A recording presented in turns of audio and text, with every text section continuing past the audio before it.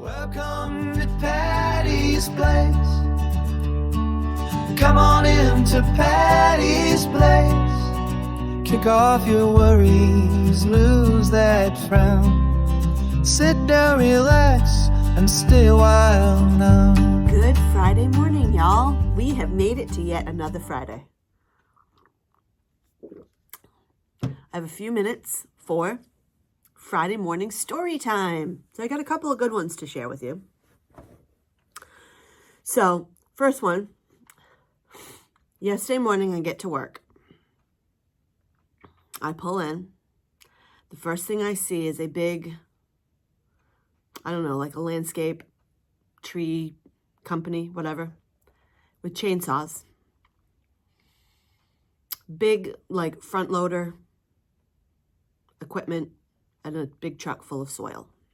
I'm like, what the heck is going on here? I look over. There are groups of them cutting down. Now, we have in the front huge shrubs, huge, that have been there for years. Big, huge shrubs. I guess the idea was when they planted them, maybe they didn't realize they were going to get that big, but they were going to be planted. They were planted in front of the gas meters to kind of hide them because they're big, ugly gas meters, to kind of hide them from view. Well, I guess the gas company is coming in to replace all the gas meters. So they hired a company to come in and cut down and remove all of these huge shrubs, 3 of them that I know of, 3 of them. The problem that I have with this is that is where the bunnies and the groundhogs have their homes, and they have had them there for years. I was so upset. I see the first one. I pull up. I get into my spot. I get out of the third shrub down to the guy start. He goes over with the chainsaw. He starts on that one as I'm getting out of my car. 2 bunnies come flying out from underneath it, go running across the parking lot under the cars. I don't know where they went. But basically, their homes were destroyed yesterday. Destroyed. Nothing left. That was their haven. That was where they would hide from predators. That's where they raised their families. It makes me really upset. It makes me upset. I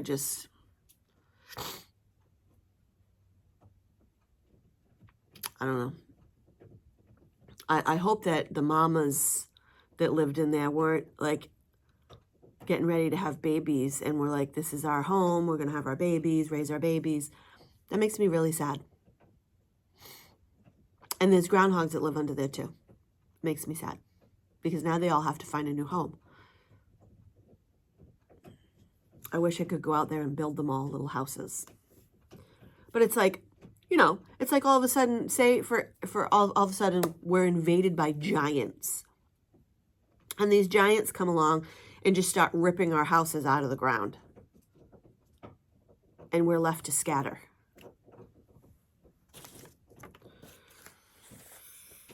That's what these big construction companies do too, when they go in and rip down all the trees to build all these houses. And they just level all the trees. They don't even think.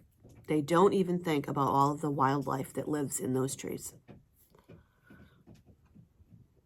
Sad. So yeah, so that's story number 1. Let's move on to story number 2. The hubs.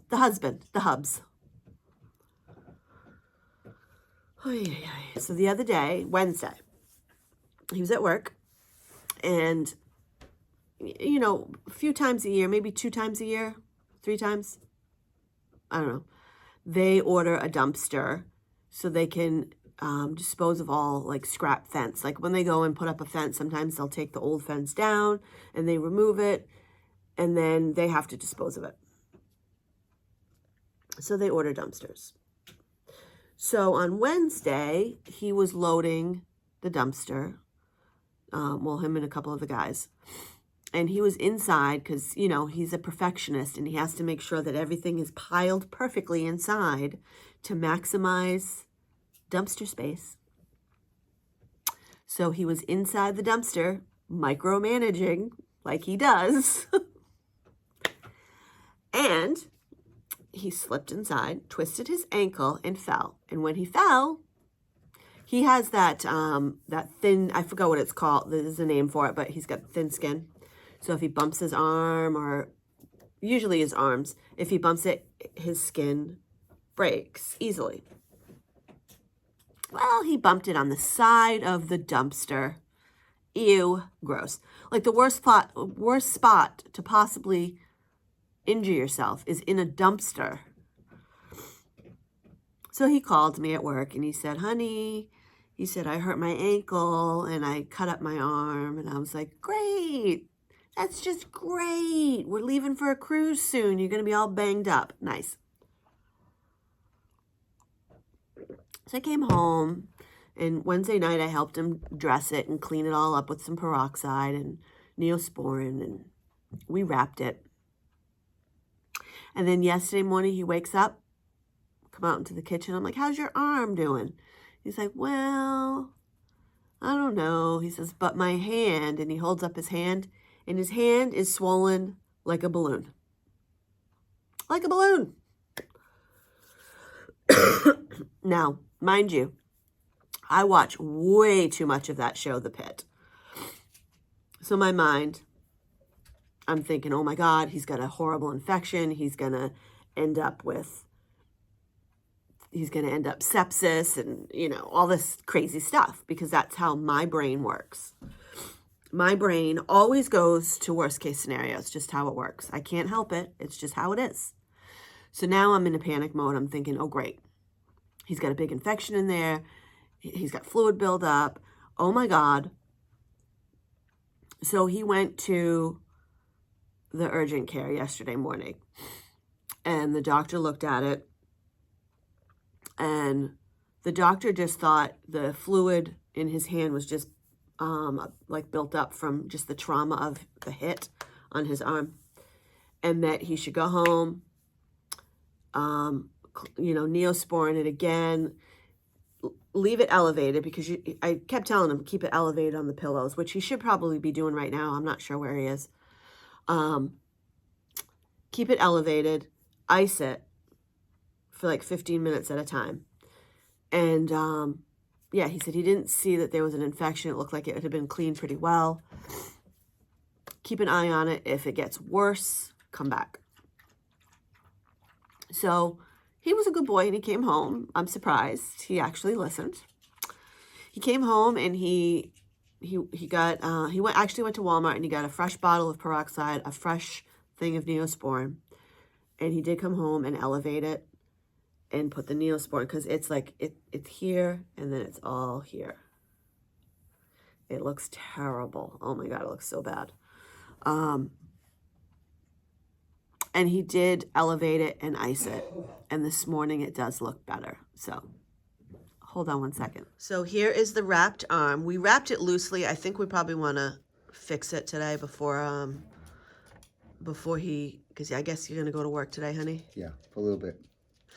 Let's see the hand. Put the hand down so I can see it. The hand looks much better. His hand was like twice the size yesterday. Couldn't even see veins yesterday. Yeah, you couldn't see any of the veins in his hand. It was, elephantitis. It was big. So now you're going to be very careful today, right, honey? I'll try my best. Please, no more injuries. This is already going to look awful. This boo-boo on the arm is already going to look awful enough. We don't need any more, right? We got blush. We can cover it. No, we cannot cover it. It's really bad. I'm not even going to show them on here how gross it is, because it's gross. They can just look at the bandage. So yeah, that's my 2 fun stories for today. I'm going to go take my shower. But before I do, I'm going to read this morning's affirmation for a hot mess. Let's see what we got. Don't mind this snorting over there. That's Ed blowing his nose. You know. He likes to make sure there's lots of nice fun sound effects in the background. All right, today's affirmation. You don't need luck when you've got grit. Okay. Today is Friday, so it's catch-up day at work. It was a busy week, like nonstop. Like I literally worked through my lunch Tuesday, Wednesday, yesterday. I worked through my whole lunch. I am just nonstop. I am constantly, there's someone always standing at my desk waiting for something. I'm just constantly going. Thank God it's Friday. Friday is catch-up day. I'm going to do all my invoicing today. I'll be right in to help you, honey. I got to catch up on all my invoicing. I got to make sure everything is all posted out that I did this week. I'm pretty sure everything except for the things I did yesterday afternoon is already posted. But I like to make sure I double check everything on Fridays. And yeah, that's what we're looking at for Friday. So I'm going to go and I'm going to help Ed rewrap his arm and get my day started. So we'll see you later on. Thanks for hanging out, by the way, and listening to my story time. Thanks for hanging out in my little corner of the internet. Yay, guys, it's Friday, heading to work. And it looks like it's going to be a nice day. I don't know, the weekend's kind of up in the air as far as weather. You know, I mean, we did have like a little spell of a few hot days, and now right now it's 55, but it's a comfortable 55. I think we're going to get a little rain on Sunday. Tomorrow, I'm not sure. I forgot what she told me when I asked her. But anyway, heading to work, gonna get my day started, get all of my catching up stuff done. And yeah, I was chatting with Mom for a little while on my way in, so that's why I don't really have as much time to chat on the car ride. But that's okay. I'll chat with you after work. I hope everyone is enjoying their Friday.